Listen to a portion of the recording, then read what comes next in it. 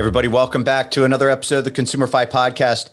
I'm very pleased today to have Jarrett Carson, who's with Alaska USA Federal Credit Union. He's the SC Asset and Recovery Manager. I met Jarrett at, was it Used Car Week? I met you at Used Car Week this year. We got to break bread, and just an enjoyable guy. And we both nerd out on some stuff that we think is pretty cool. And so had to have Jarrett on today. We're going to talk about SCRA. First off, let me welcome you, Jarrett, and maybe you can tell us a little bit about your background. Well, first and foremost, I want to say thanks for giving me this opportunity, because again, I think that this is a topic that not a lot of people truly get their heads wrapped around, and they understand it because I think there's not a lot of information on it. So my background and kind of my understanding of SCRA starts with my military background. So I spent 20 years in the United States Army. And in part of that time, I actually was a personnel manager. And so I kind of managed the military personnel records. So when you start to understand how the military records work, it really helped me understand SCRA and the application of it once I came into the credit union space. I've been in the credit union space for about 5 years now. I started as a trainer in the credit union, working kind of primarily in the collections department. I then was promoted into the compliance role. So then I took on a role where I evaluated our performance and looked for areas where we could do things better for our membership. A year later, I was promoted to risk manager. So I went from compliance, which is trying to keep us kind of in the left and right limits, doing things that are right, to then being the risk manager, which is looking ahead of what we are going to do and making sure that we're kind of following that process correctly. And as we approach that 10 billion mark, looking at the CFPB saying, how can we ensure that we're doing everything the best way possible for our membership? Right. And then my current role is I work as the SC Asset and Recovery Manager. And again, it's kind of a quasi-fictitious role. It was made up for my growth and development, which kind of shows that the organization is looking for those opportunities for our leaders. But what I do is I manage the repossession process, collateral protection insurance process, so CPI. And then I also manage a charge-off recovery team. So SCRA plays a daily role in what we do. Yeah. So I have numerous team members that are always in the SCRA database, pulling up certificates, making sure that we're doing right by our members, and providing them those protections when they're afforded to them. So SCRA at its core, definitionally, can you give us a little bit of kind of like the background or the definition of like kind of how SCRA came about? And I'm really thinking in particular for folks that, let's say I was kind of like a new regional finance company. We've started up, we're kind of growing. They may not be really aware, right, of all the things like, when does SCRA come into play? Is it at the point of origination? Is it before I repo somebody? Is it if I want to escalate the account? I think there's, all the answers to all those things, but like, just starting off with the definition of SCRA in the background. Well, so the SCRA really started from a different governing document. So the Soldiers and Sailors Act of the 40s really is the precursor to SCRA. And it really started because, as you draft people into the military, and again, we haven't had a draft since Vietnam. So as you draft people into the military, what happens is they have to leave their current jobs and take a job in the military that oftentimes was less than what they were making. Yeah. So when you force someone into service and they don't make as much, there's going to be a financial impact. So the Soldiers and Sailors Act, and then the Service Member Civil Relief Act, really was, they're similar in documentation. Now, the change to SCRA happened after 9/11 because, in the draft process, not a lot of people were drafted into the National Guard or Reserves. However, you look fast forward into 9/11, over 50% of your deployed forces after 9/11 were all reservists and National Guard. So the process had to change to adapt to kind of the change in the military at the time. Yeah. So the difference between, and this is where a lot of people have a confusion between SCRA and MLA. So the Military Lending Act versus SCRA.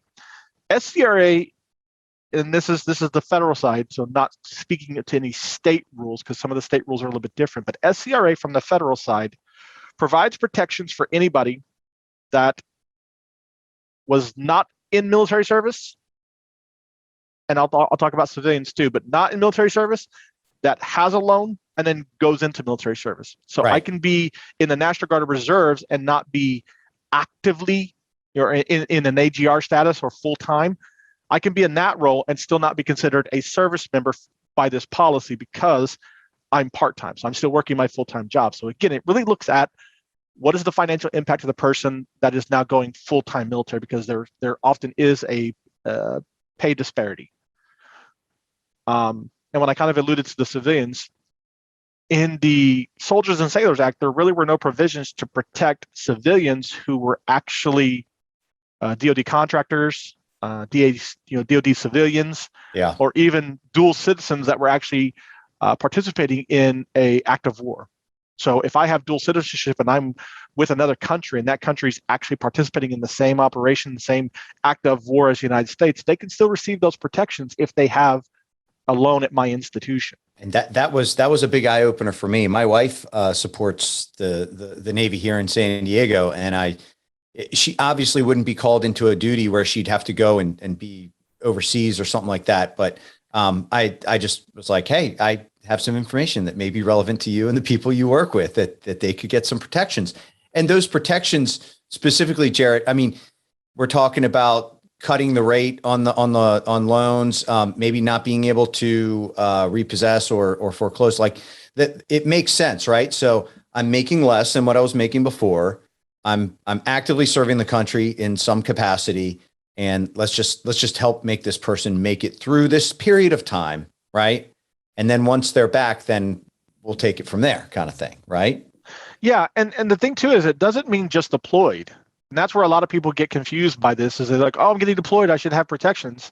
That's not necessarily the case. If I'm an M-Day soldier, and what I mean by M-Day is I do my 1 week in a month, my 2 weeks a year. If I do that drill, and then I get called to active duty, even if I'm not being deployed, those protections still apply.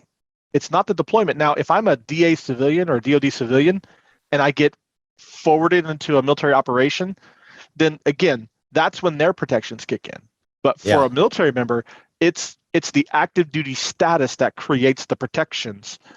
And then you have some other unique groups that get protections too, which a lot of people don't realize. So NOAA, the National Oceanic Atmospheric Administration, they're protected because they're considered commissioned corps, and the Office of Public Health Commission Corps. So a lot of people, when they're around these federal hospitals, they see people that are walking around that look like they're in Navy uniforms. Mm-hmm. Those are actually PHSCCs.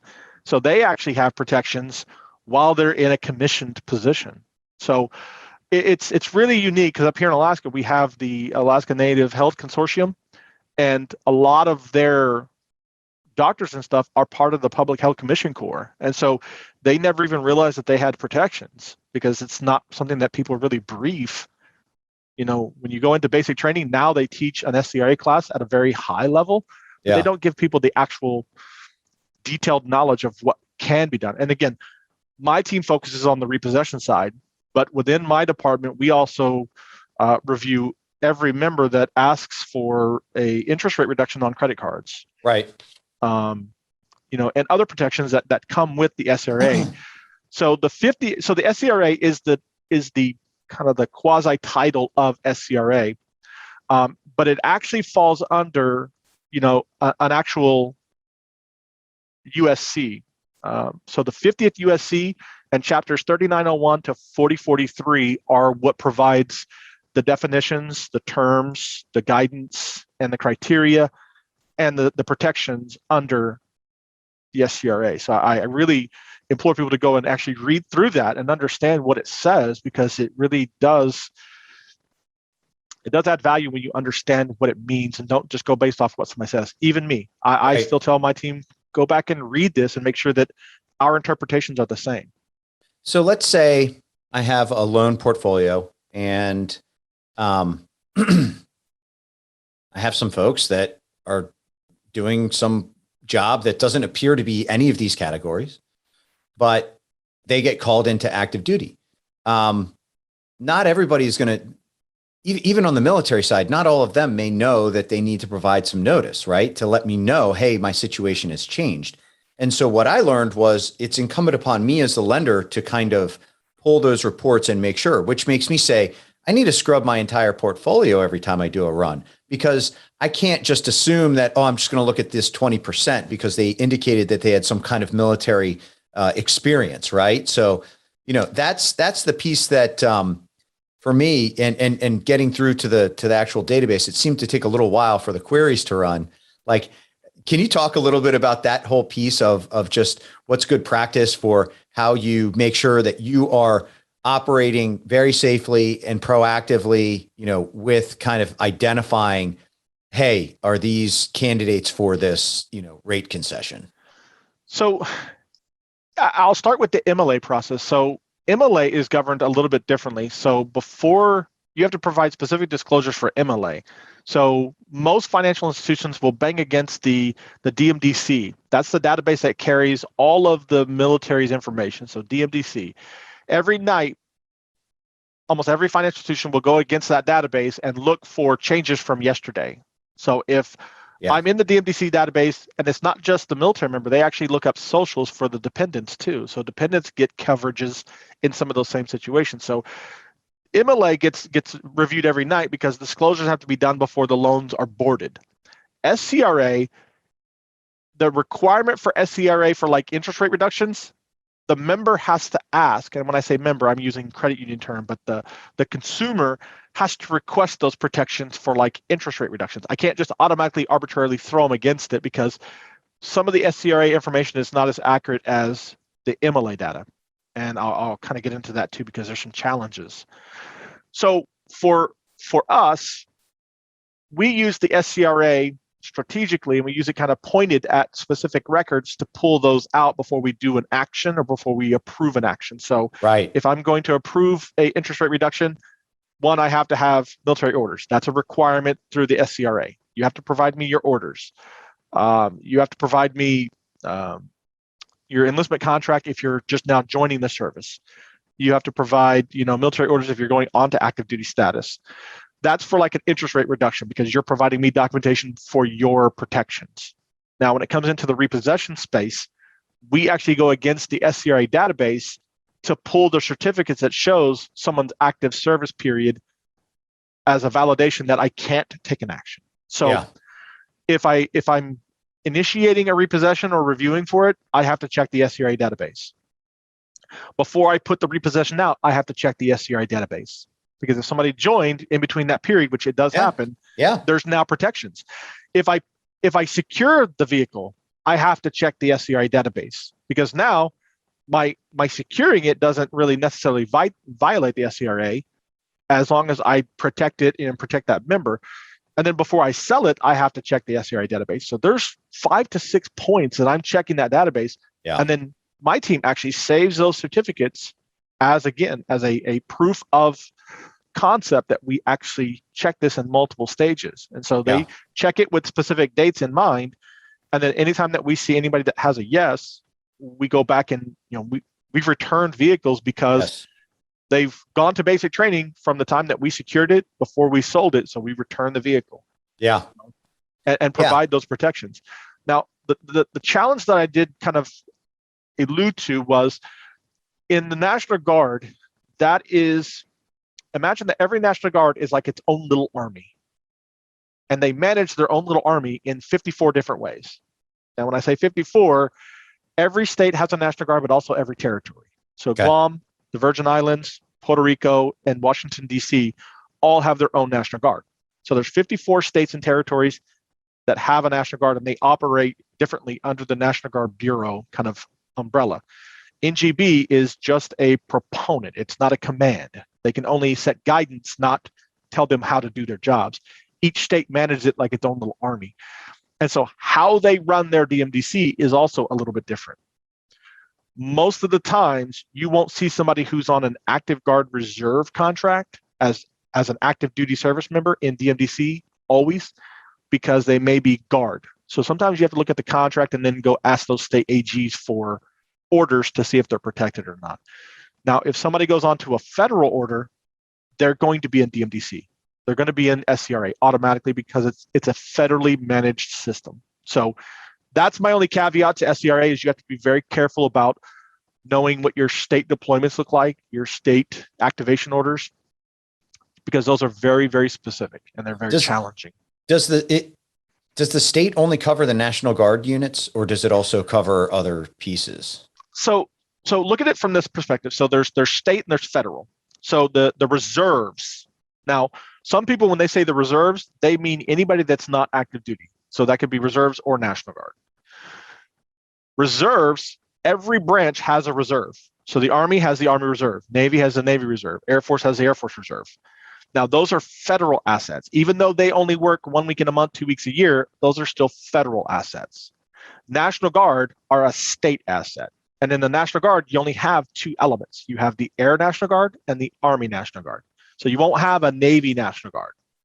It's just Army and Air Force. Yeah.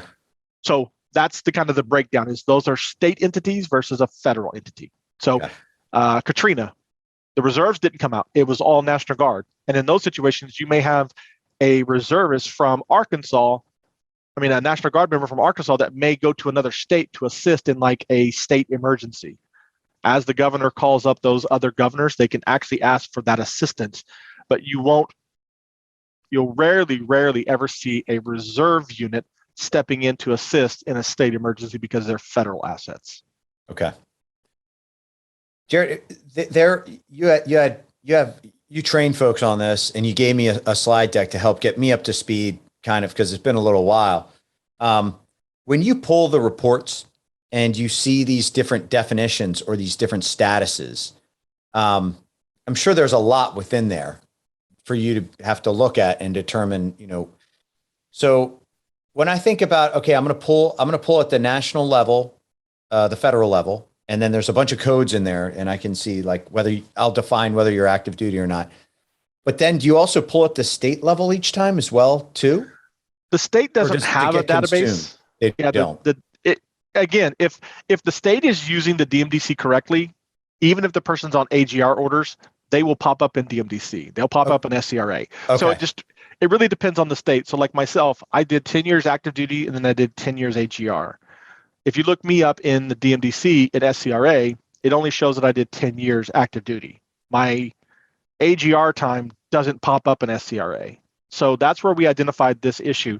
Now that's been elevated to DMDC as a help ticket to try to see if they can get that fixed. But again, when you're dealing with 54 different states and territories, it's something that I don't believe is going to get fixed anytime soon. So this is where we also need to give organizations that mentorship and that information, saying, hey, you need to reach out to your state agencies and say, hey, look, if you're going to be deploying, especially like in the credit union space, I operate in specific states. So having that relationship with my National Guard unit saying, hey, if you're going to be deploying as a large element, please let us know and we'll come in and do a brief to tell your units, hey, if you're deploying, when you get your orders, you get your notification, let us know, and here's what we can do for you.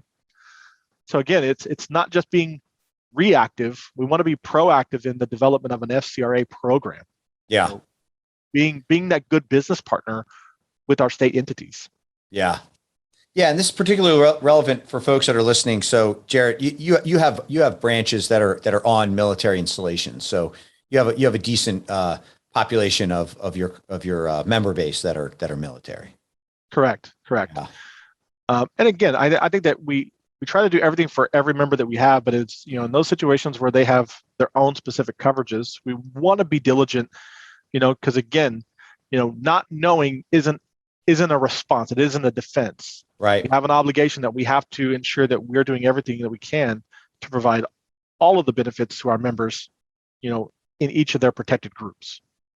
So if you see, let's say you pulled a report, and you saw that somebody, it appears that the report's saying that they are on active duty and they never notified you, they never provided you their orders. Let's say you contact them and they say, yeah, I am active duty and I'm not going to provide you my orders.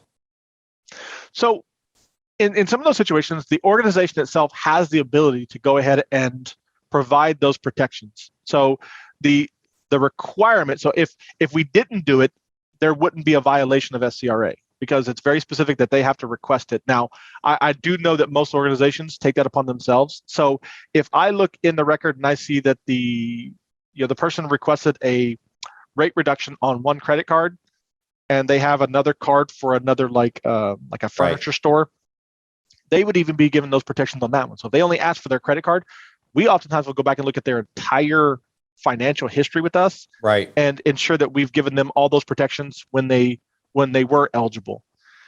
But what I've found through, the last 5 years of my experience here is that even service members, most of them don't understand what SCRA actually means. So I think the education side on the Department of Defense needs to get better. Yeah. Because they'll call up and be like, I'm being deployed next week. I need to have these protections. You were active duty when you got this loan. There is no rate reduction. Like, it's going to stay what it is. You've been provided all the protections under MLA if it's applicable, but SCRA doesn't apply if you get a loan while you're active duty. It doesn't actually apply. Okay. And that's the unfortunate part, because they think that I'm the one telling them no, but it's the regulatory guidance. It's not me. Right. No, that's great. And I think it's great that you go out to the National Guard and you have these opportunities to do some education. This is, I think, what a lot of us believed was going to be part and parcel of Dodd-Frank as it's promulgated through the CFPB, that there was going to be just a whole lot more financial education and giving people tools to plan, telling them, giving them good information. So as it turns out, there was some news yesterday about the CFPB director, Chopra, through that role on the CFPB, he gets a seat on the FDIC. And so there's some, I guess they're arguing over who's going to steer the bus, but anyway, where was I going with this? What were we talking about? Oh my gosh. I had my cup of coffee this morning. You're talking about education, like, yeah. So moving people thank you. That direction. So there was a release. And so I went to the CFPB site to see what the release had said. It was like a joint FDIC CFPB release or something like that. But then I did see there's some good content there that I had not seen before. For example, they're like, hey, here are some example contracts. Here are some example of this, like kind of giving you like almost benchmark indicative, like how to know whether you're getting a good deal or not, which I thought, I've not seen this before. I think it's great that it's there. I think it's a shame that I don't think really anybody knows that it's there, Jarrett. I don't think anybody knows. And I think that the problem is that there isn't an organization that kind of steps into that space that bridges that gap. Because when you write a law and going from writing a law to interpretation to application, I think that there's a gap. And that's the part that I think is probably the most challenging, is because each organization then tries to interpret this a little bit differently. We've even sat through a couple of webinars to some attorneys, and even their interpretation of MLA versus SCRA is a little bit skewed based on their interpretation. So there's not a lot of case law. What you see is the CFPB has came down and kind of handed out some sanctions against a couple of organizations for blatant violations of SCRA, but then they didn't come out and say, but here's what our expectation is. So if I don't align an expectation with an action, it's hard to say then, okay, how do I get everybody in the same page? Yeah. In the military, we use the analogy of crawl, walk, run. I think what they've done is they've issued this guidance and they've expected us just to run in a direction without giving us the crawl and the walk to it. Yeah. Almost the why behind why we're doing this. You can give me a law, and again, reading the 50th USC, there's some vagueness to it that it's not as clear as I would love it to be. Yeah. So I think that we haven't had enough committees that said, hey, every major organization, give me your input and let's see if we can change this 50th USC to be a little more clear. Yeah.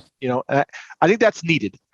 But like when I went to the NAFQ NCCO course, there was even some discussions there where, there's 100 credit unions that are represented there, and they're all there as a compliance people trying to get on the same page, and we weren't on the same page. Yeah. So I think that you've taken a great stance of, let's start the conversation by having a podcast, and let's say, okay, let's have some differing of opinions, and let's then start to align ourselves. Yeah.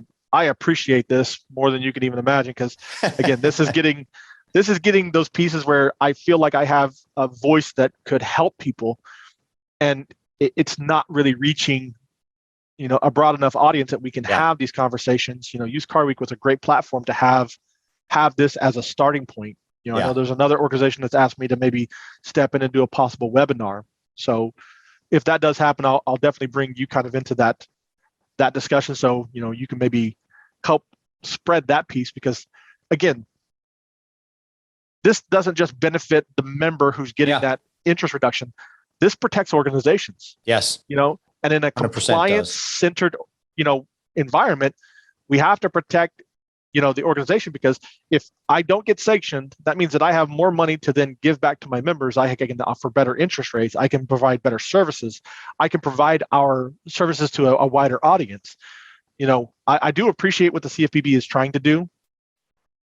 But as a self-funded entity, sometimes that doesn't look from the outside that it's actually making the impact that I think that they want. And I think that fixing these before they become an issue, the prevention is where we should be moving towards. Not absolutely. We found a problem, but did you come out and actually give guidance?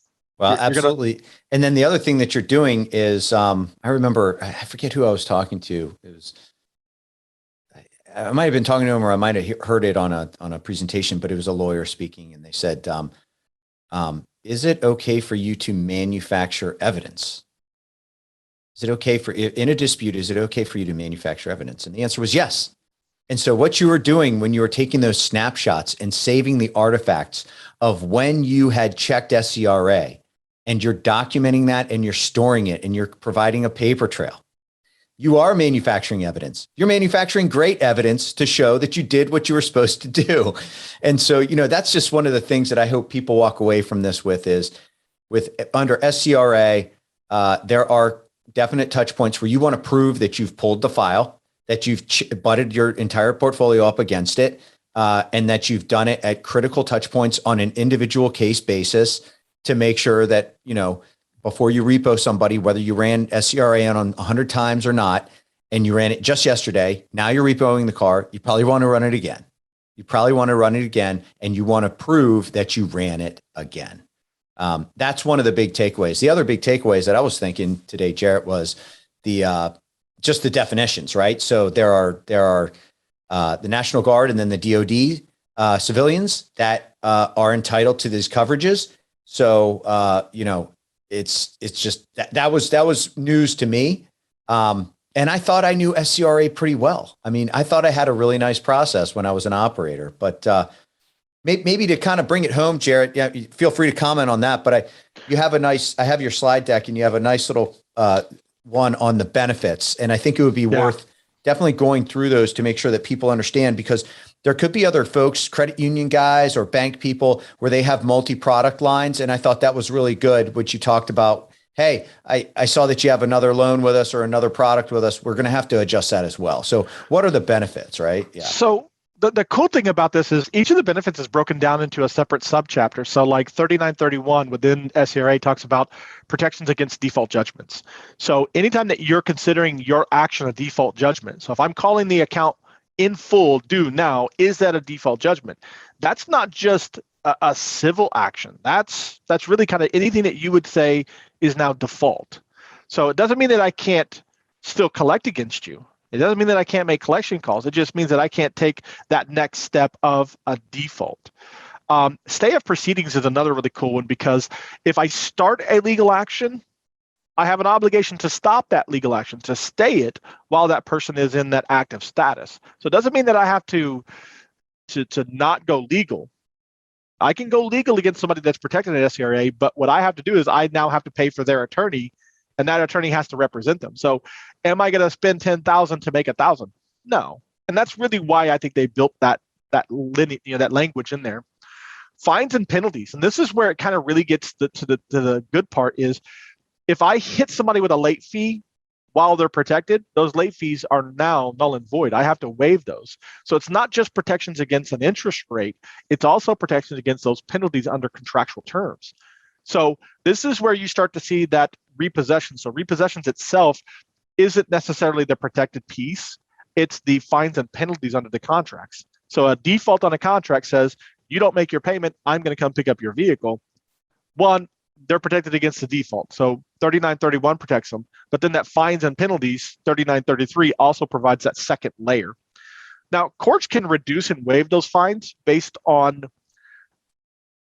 the management of the contract. If the person, if you can really show that the person had, a financial security prior, and then now that they're paying the military is equally, solidified, that you can really kind of still go against it.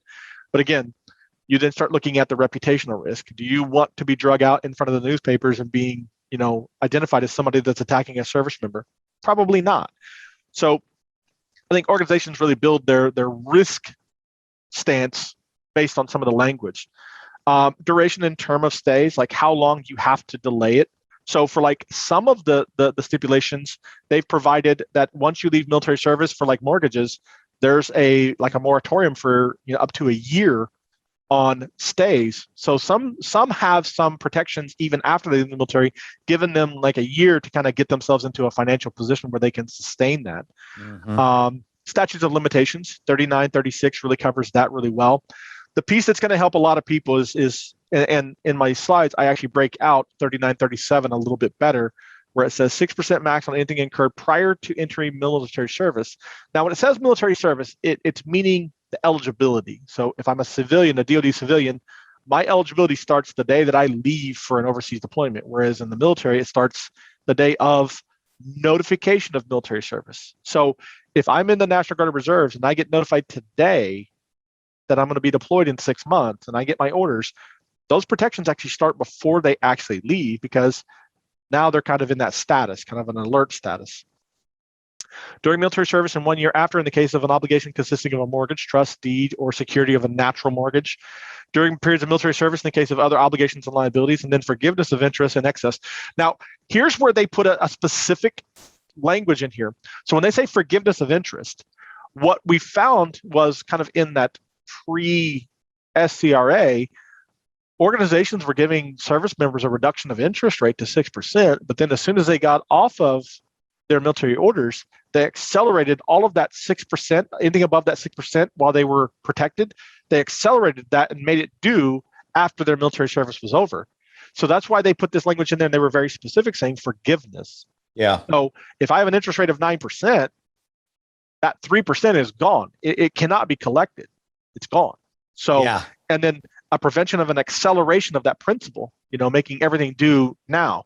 So some of the language was written with very specific intent, because there were cases where this happened. And I think that was good on their part. So these are some of the pieces that I really, really liked about the SCRA. And then I think, if I can just say, I think that last one is kind of a big one. Obviously, I work for Nortridge, a systems company, and we do a lot of the financial data crunching behind the scenes. I can see how if I was just turning that account back on, right? I cut the rate and then I put it back up. I can see how, unless I audited that and made sure that my system was doing things appropriately, there could be cases, right, where you have given somebody some concession for a period of time, non-SCRA related, where you do want to make sure that you're going to get your comeuppance on that foregone interest for that period. It may be tacked on to the end of the loan, maybe more of a loan mod. But so, that's a place where, just given where I sit, I'd say, make sure that when you're doing this, you audit that piece of the process, because you don't want to hit these people with that. They come back, their initial experience with you upon returning is getting some pretty bad news that is in violation of their rights. And that's not really where you want to get started out, right? You want to kind of have the good juju all the way across, because you've done the right thing. You've been responsible. It's just a shame to kind of turn it bad at that point. But my 2 cents on that. Yeah. And I think that's a great that's a great piece for people to understand is, again, it's not necessarily how the program is managed. Sometimes they look at how the intent was designed when you built it, because when you add people to any process, you have to understand that there's going to be errors. We're going to make mistakes. Humans as a species are flawed. So we're going to make mistakes. It's okay. You can't operate in a zero defect. But what you have to show is an intent that in every situation, you're trying to do what's right. So that's why we do a lot of this pieces. That's why we have a set team that is specific to SCRA. And they go through annual training. Every year, we bring them back in and we bring them up.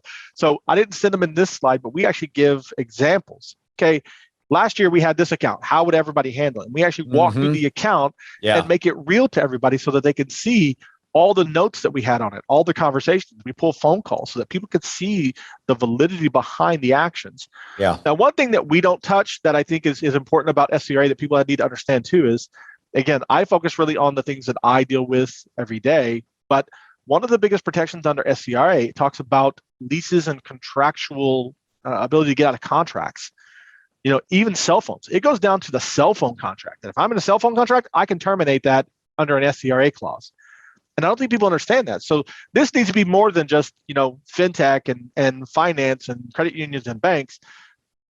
SCRA needs to be kind of, again, brought back to, before you leave for basic training or your first week in basic training, they need to do better at telling people, hey, someone's probably not giving you all your protections. Here's the 5 different ways you can get protected today, and this is what you should be looking for. Yeah. But so, 39, 52, 53, and 55 provide a lot of protections, especially when you're leaving for the military, you're in basic training and AIT, advanced individual training, boot camp for the other branches. Your family members are still back home, and there may be a change in your pay. Pay in the military has gotten better, but it's still not on par with some of the civilian jobs that these people are leaving to join the military. So it's important that they get that knowledge, because the family members are the ones that will be benefiting from that while they're deployed or while they're in training. So it's an amazing program if it's managed and managed well. This is all great information, Jarrett. And I do hope that you all do the webinar. We're just about out of time. I want to give you the last word, for anybody out there. I mean, I'm sure you have tons of war stories. I mean, give us maybe a 1 or 2 really good takeaways for folks that just want to make sure that they've got their, I's dotted and T's crossed relative to SCRA. So I believe that I have a lot of knowledge about SCRA, and I think that there's a lot of opportunity for people to get better at this. I still don't consider myself an expert. I don't believe that there's nothing that I can't learn. So I implore people, if you believe that you have a robust process, go out and test it against somebody else. Have someone else look at yours from an external perspective. Don't wait for an auditor to come in and look at it. And a lot of times, some of these auditors don't even know what they're looking at. What they're looking at is, safety and soundness. I'm going to look at this and say, everything looks good. Well, you want to test it against, your strongest opponent. So have another entity come in and inspect you, audit you.